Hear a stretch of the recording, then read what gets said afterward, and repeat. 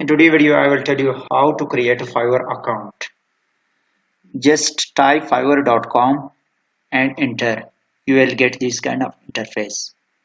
Just click on join and there is three options. First, you can continue with Facebook, and the second is continue with Google, and the third one is continue with Apple. And the last one is enter your email. You can enter. I will recommend that you should enter your Gmail ID and click on continue. Here, type your name and password.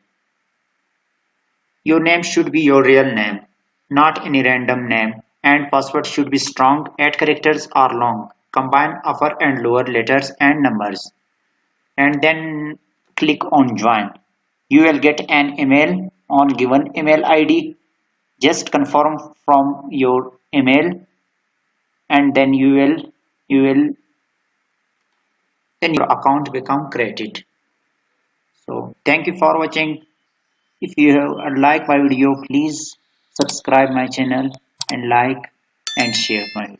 Thank you. Next video we will tell you about how to create a seller account and how to create a gig, a creative gig, and how to describe yourself. Thank you.